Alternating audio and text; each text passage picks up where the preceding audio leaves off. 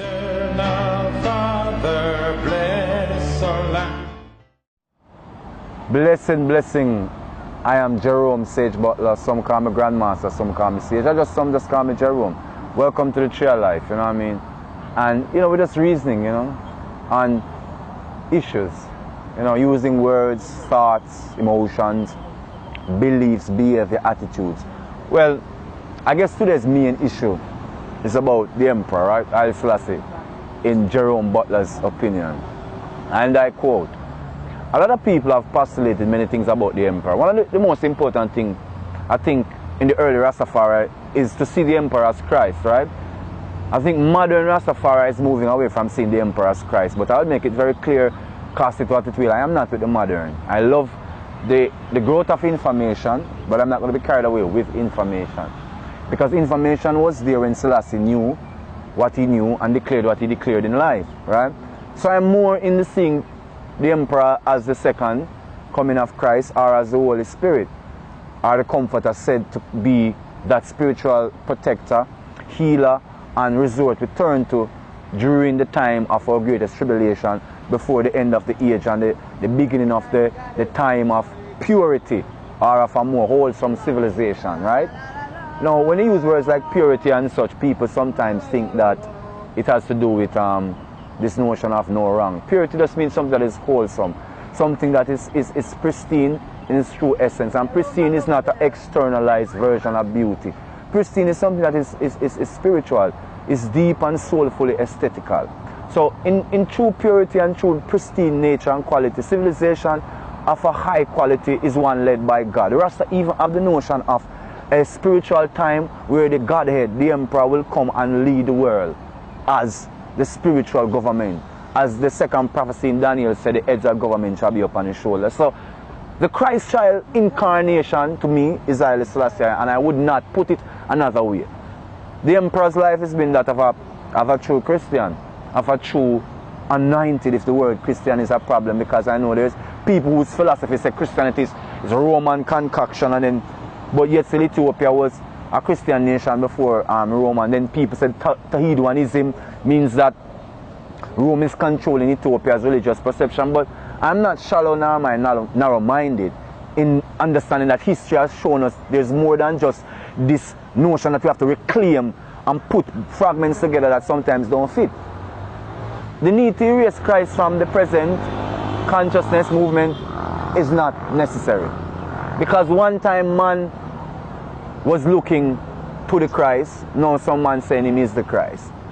So essentially showing me that the anointed, the blessed, the beneficent has always been a part of the human psyche and the human experience, right? And the most experienced on the spiritual plane in manifestation is called the anointed. The emperors fulfill all those pledges to me to be called the Christ, the anointed, or even the Holy Spirit. Whatever it is that people use as a religious terminology or a spiritual terminology to define, I think the emperor fits quite comfortably in it. My personal journey was, I started out not really being Christian or anything like that. I have any view of Christianity, right?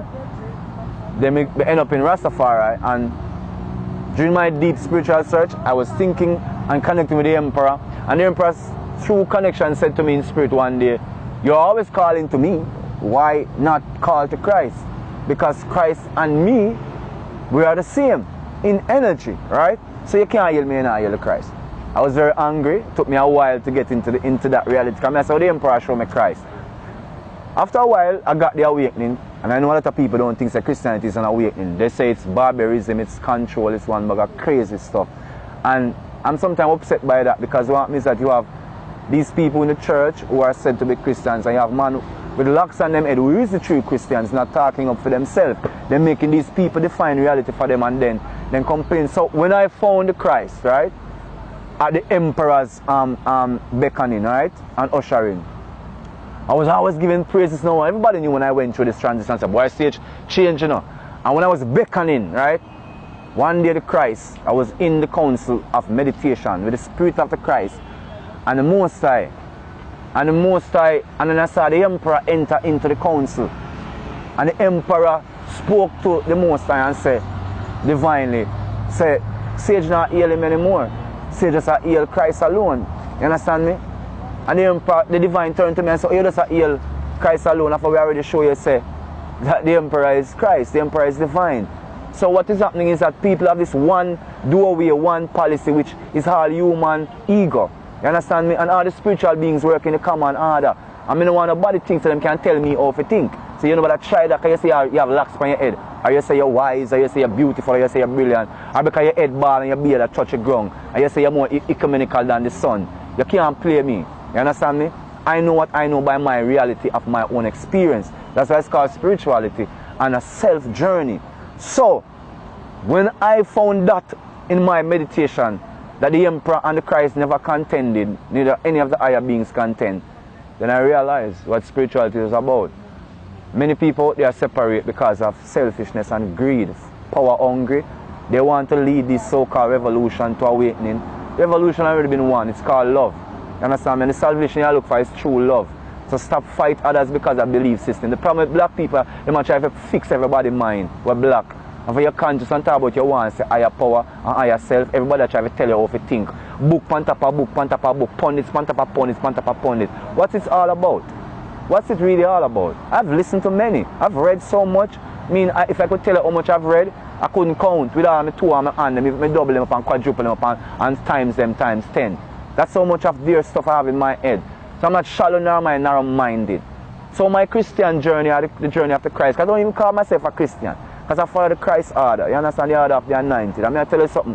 When me find that, me realize all of my previous knowledge made sense. Me never dash it away. Enough more things people don't understand about the divine that they won't connect to because of their own fears, you know. That it is a natural experience. And nothing wrong with a man that say it's natural, your mother and your father are the means by which you come. Because God is a progenitor, meaning that we came from the loins of God. You understand me? We were birthed into existence. You understand me? The first man and woman on this planet are the divine. You understand me? So we cannot go around that. No chicken and no egg. You understand me? So this is the truth of overstanding I have come to see. And I know no benefit because I'm not upon a Christian payroll, I'm not upon a Rasta payroll, I'm not upon a Illuminati payroll, I'm not upon a secret society payroll, I'm not upon a police state payroll, you understand me? I'm not upon an internal government payroll, I'm not on a subversive member organization payroll, you understand me? I'm not in no left, not a right wing, not a left of center religious organization payroll. I am Jerome Sage Butler, Tree of Life, Edna Manley College, Garden Town, St. Andrew, no satellite, no alien, no spacecraft, no psychedelic, psychotropics, I only burn marijuana for meditative. You understand me? I'm no insular, no insulated mind thinker. I am no progenitor of anything weird, nor cross-eyed, nor cross-minded. I am no philosopher, I am no secret guru, no time scholar, no time traveler, no Templar, knights otherwise than otherwise. I'm no light bearer, you understand me? I'm no tripanthean philosophy, you understand me? I'm none of those. I'm flesh and bones, blood and sinews. I'm a man. I don't have no degree, I'm not from no university council, no university organization. I'm just a man. One man with faults, with conditionalities, with unconditional nature. I'm just a man. Just like you is man, just like how you is woman, just like how you is child. That's I am. That's who I am. Through the heart, I experience I experience life. I experience Christ, I experience Yahweh, I experience Rastafari, I experience the Empress. You understand me? I experience teachings of Osho, of Sai Baba. I mean, I experience self, the sunlight, the trees, my friend them, my family. And those who don't define, because we call them undefined, we call them the masses, or the people, or my fellow human. All them in the consideration too. You see it? No Puritan, no perfectionist, because I'm not perfectionist neither. You understand me? Yeah, no holier than thou, no guru, Sai Baba floating style. You understand me? Yeah, no Baba me, no Baba floating style. No disrespect to the Baba. You understand what I say? Just a man. No degrees as on a long chart of numbers. No A, no P, no D, no H, no C. No M, no A. Or no B, no A. And no B, no S, no C. I hope you are seeing. Because I am seeing through the heart. And this me I see through. Yeah, so once you can feel, and know by your feeling, right? That is how you can then comprehend the reality of things divinely. So the self is for a reason, because you have to experience and know the divine for yourself. Meaning you have to know yourself. You have to have the experience, right? So when you listen to people like His Majesty on spirituality, you begin to realize that it involves your environment a great deal. And him also make mention of religion and rituals and rites, right? So you can see that there are stages that we have been through, and religion is one of the stages. I know people sometimes disdain religion. I don't disdain religion. I disdain religious control, where one religion tries to predominate another religion. That's a problem I have, and that's just a problem of human life. So His Majesty once asked about the differences in religion. He said once that religion is very personal to a man, woman, or a child. It's your individual choices and experience and spiritual journey. But he also asked a very poignant question. How has religion more comforted our lives? Has it made our lives more honorable, more respectful, more harmonious, more kind, and more loving towards each other? And those questions can be answered by yourselves, right? Is it a problem with religion itself? He doesn't say it's religion. He points to human nature, because we are corrupt and divisive, tending on to ego, to want to control and predominate and determine for others. So when I look at the emperor and I look at Christ, I look at Yeshua, not charisma, not dogma, but looking at the anointed entities in planet Earth and what they have told us. And I cannot see anything else but that they're pointing to the self. So I am not even caught up in rites and rituals. I have no problem with Bingi, I have no problem with none of the Rasta rites and ritual. Muslim rites are ritual, Jewish rites are ritual. But let me tell you something, I'm not caught up in rites and rituals. I'm not New Age. And I want to make that clear. I am not New Age. I am a living man, a living being. Get into the knowledge of what it means to be alive.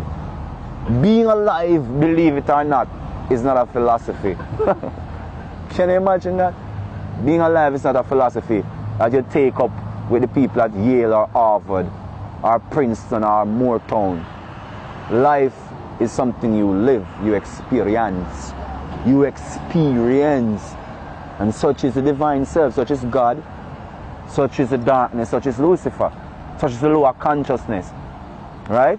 And such is density, such is lightness of person, personage, mind and aura. So my journey is a journey through all the moments, the dense, the light, and I'm sure your journey is the same. Whether you're in your most expensive car on the freeway, on the beltway, whether you're in your apartments of choice, in your offices, in your ivy towers, in your high concrete palaces, in your high concrete mountains, you understand me? In your genetic palaces of multilateralism, multinationalism, transnationalism, you understand me? And transglobal trade and economic policies, shifting dimensions of human perception in philosophy and deep psychoanalysis, you understand me? Critical analysis in the contemporary age of postmodernist living. Whatever it is, wherever you are a living entity in the living cosmos, in the planet, in the gift called the garden. Eternal Father, bless our land, guide us with thy mighty hand, keep us free from evil powers, be our life.